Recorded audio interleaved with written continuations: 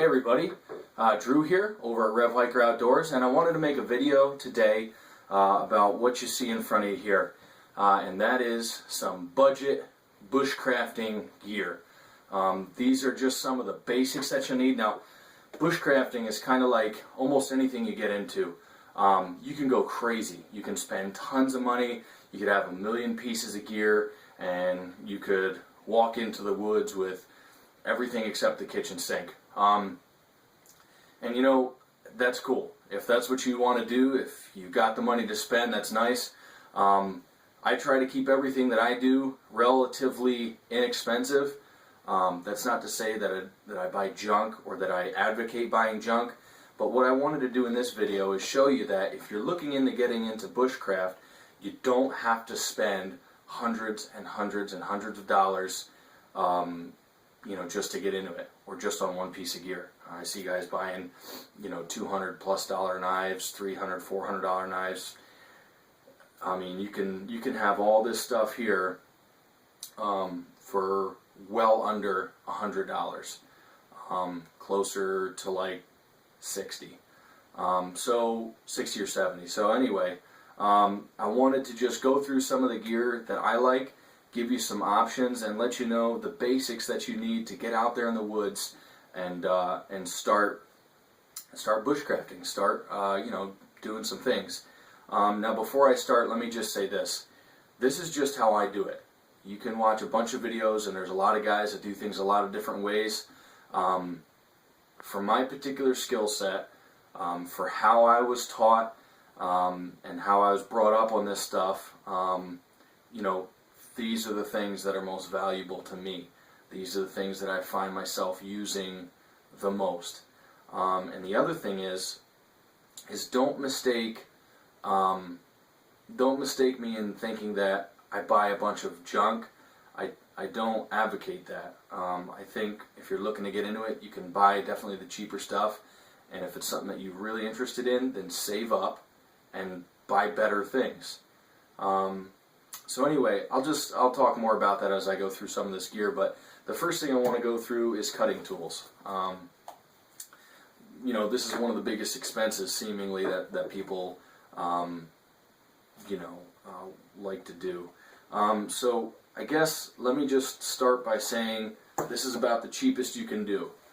And this is a homemade knife. I made this from a file.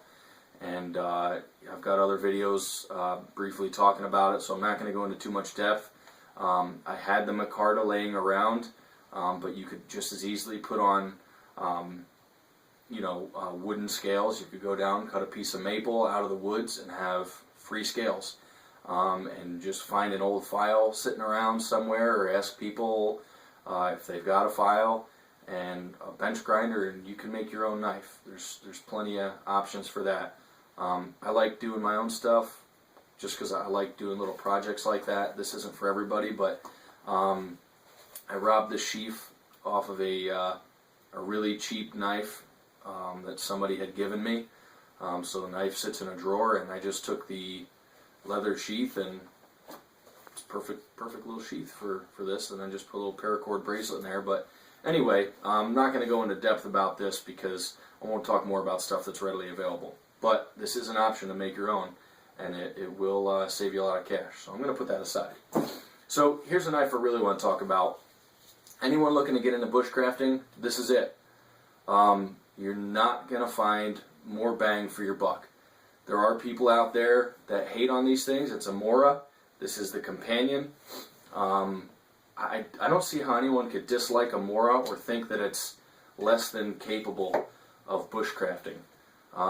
Now, I guess let me just talk a little bit about that, because some people have a different idea of what bushcrafting is, or survival and all that stuff. I see a lot of guys going into the woods who are survivalists, quote unquote, or bushcrafters, and they have, you know, an 8-inch blade, and it's 1/4 inch thick metal, and they say, oh, I can baton anything with this, and I can hack down trees, and you know, this is my one tool option, and all that stuff. Why are you going into the woods to bushcraft with one tool, unless it's just like a challenge for yourself? in which case just about anything I want to do I can do with this Mora. I'm not going to baton a 6-inch log with it. Okay, it's not going to happen. I don't see why you would need to. If you're talking about doing firewood, put the log in and let it burn. When that piece burns, put more of the log in. If you're talking about, I have different ways of doing things. Again, it's whatever you're comfortable with your skill set. You don't need to go out and buy an expensive hatchet. You don't need to buy the beefiest pry bar with a slightly sharp edge that you can find. A Mora, this thing cost me online on Amazon.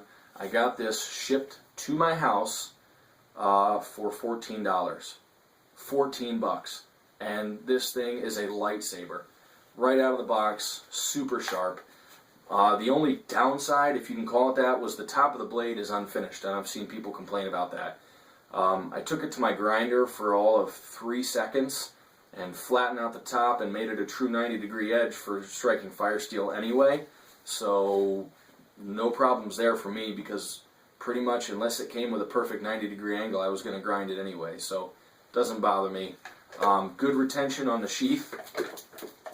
You're not going to shake this thing out.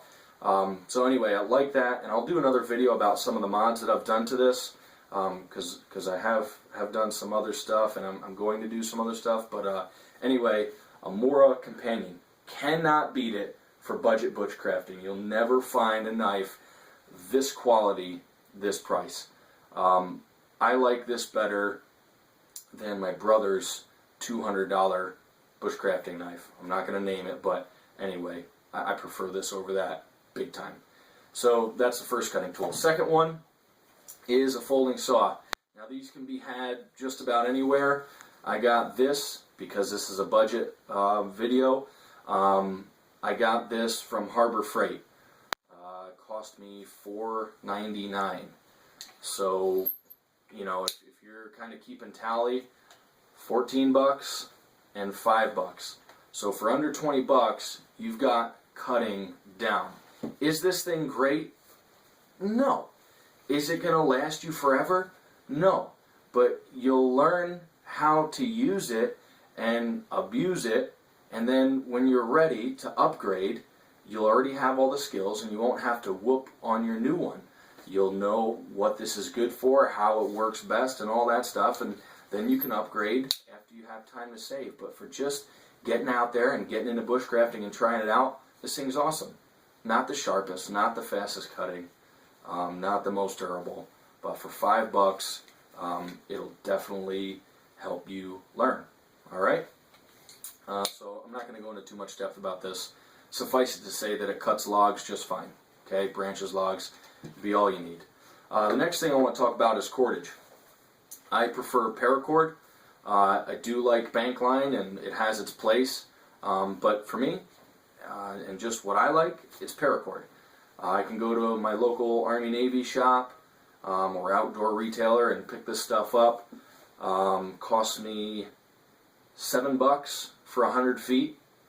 You can do an awful lot with 100 feet. So, you know, there's all kinds of ways you can use paracord, a million different things. I'm not going to get into a ton of it, but this is my preferred method. So you've got $5 for the saw, 14 for an awesome knife, another $7 or $8 for 100 feet of paracord. So we're starting to get some other stuff. You got your cutting, you've got your cordage, and for combustion, I like the Ultimate Survival Tool Sparky. This thing about $9, $9 or $10, depending on where you go. If you're looking to go cheaper than that and something that's a little more versatile, in my opinion, go ahead and get a magnesium bar. Now, note on this: you can get these Chinese ones for, I don't know, $3. Not worth it. Spend $7 or $8 and get like a Coughlin's, because they work. You can shave off the magnesium. It will light with the sparks from the rod. And I don't know, I've seen the $3 ones and used them, and they're total crap. Sometimes you can't hardly light the shavings with a lighter. So, because they put a ton of zinc in there instead of magnesium. So you can either waste $3 or you can invest $7 in something that's going to last you an awful long time. I've had this one almost a decade. So in my opinion, this is the way to go. So you can add another $7 onto your total. The next thing that I want to talk about is containers. So we've got cordage, cutting, combustion, container. $5 at my Army Navy store. This is a stainless steel Sierra cup, wire handle, stays nice and cool. I would bring this in conjunction with an empty water bottle from the store, just a plastic water bottle to carry my water in, and then I use this for cooking, boiling, and all that other stuff. I don't really like the water bottles that people use because I don't know, you can't get down in there and eat out of it. And so anyway, I just prefer a Sierra cup. Again, this is my preference with my skill set, how I was trained. So here's my container. That's so again, add about $5, maybe $6, depending on where you get it. The other thing is cover. Okay, there are a million options out here. If you want to go out and get the obligatory poly tarp, just the regular old tarp that you can find anywhere, they'll work, and you can get an 8x10 for like $8 or thereabouts, depending on where you buy it. Sometimes you can find it for $5, sometimes you pay $10. But right in that neighborhood, $5 to $10, you can get a tarp that will do everything you need it to do, last you a while, and then you buy another one. This one here is from Walmart, and it's called the Outdoor Products tarp. This is a nylon tarp. It does have the grommeted corners, which I don't really prefer grommets, but they'll work for sure. This thing is totally waterproof, and it costs $9.99. It's a little on the small side for some people. It's 5x7, but it's quieter. It's not as crinkly and loud. It's lighter, and it's definitely more compact than the poly tarps. So it depends on what you want and what you feel comfortable with. This works for me. If you really want to save cash, go out and get a space blanket, but not the regular Mylar ones. Go ahead and get the Survive Outdoors Longer, the Adventure Medical Kits. Get their space blankets. They don't rip. You can pull the corners. This will stretch. You can push your finger through and without, the Mylar, they get one little rip in it and they shred to pieces. So if you're super tight budget or whatever, this is big enough to be used. You can make a simple shelter out of it with just a ridge line and staking out the corners. So again, not nearly as heavy duty, but if you're looking to go on a budget, $3-4. So this is about as cheap as you can get, unless you just went to Lowe's and got a painter's drop cloth, like one of those super thin, like 2 mil things for like $1. I wouldn't trust that, and I would barely trust this. This is really just an emergency thing. But anyway, a tarp can be had. Now, some other basics that you're going to want for bushcrafting, or at least things that I want, are headlamps. And let me just put a plug in for Princeton Tech. Love these guys. Had several of their products. This is the Princeton Tech Fuel. You can get these for around $20 online, I believe, if I'm not mistaken, or about $25 in the store. You could also go to Harbor Freight or something like that and buy literally a $2 headlamp. I would never do that. I was caving one time in Oregon, and it was one of these lava tube caves, and we were about a half-mile in. It was relatively flat, but we're about a half-mile in, and I had a cheap headlight, actually this one here, that I got from Wally World, and it died on me. Just went out, just decided, I don't feel like working anymore. And luckily I had a buddy who had a decent headlamp, but that was no fun. Luckily I was together with somebody else that had decent equipment, but this is one of those things where I probably wouldn't skimp on, that I would save the $25 up and go get a Princeton Tech headlamp. Couple other things I like about them, lightweight, durable, nearly waterproof. Some of them actually are 100% waterproof. This one you can use in a downpour, you just can't submerge it. And they've got a 5-year warranty, and they're made in the US, right down in New Jersey. So, I don't know, I love this thing. Or, if you really want to save, you can go for a few dollars and get something like this at Wally World, or, you know, whatever. A little heavier, a little bulkier, less reliable. That being said, I've had this one a while, and it did fail me, and that was because the batteries inside, this thing didn't seal, and they got corroded and all that junk. So anyway,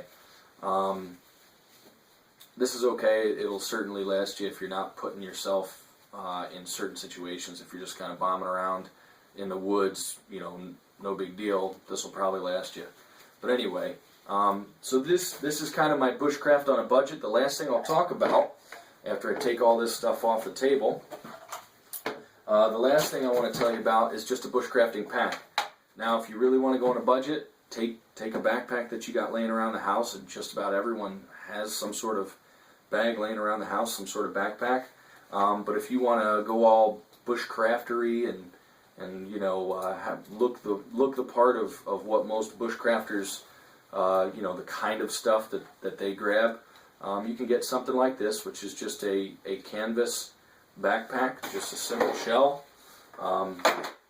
Got a flap on top, opens up. It's got an inner sleeve and then a sleeve in the back to put stuff. Just very simple straps. One little side pouch for a canteen or something. And this will do fine for you. And I think I paid $12 for it, $12.99 maybe, at an Army Navy store. So there's they're out there to be had for cheap, or you can just recycle an old backpack if you don't care about what it looks like. So anyway, that's kind of my thoughts on bushcrafting, and I hope you know, if you guys have other stuff that you use that's worked really great, that didn't cost you a whole lot of cash, why don't you go ahead and comment below. I'd love to hear about what you guys use, the type of kits that you guys use, and don't forget to thumbs up and subscribe. Thanks for watching, guys. Hope this helped. So I just kind of plant this right where I want it. There we go.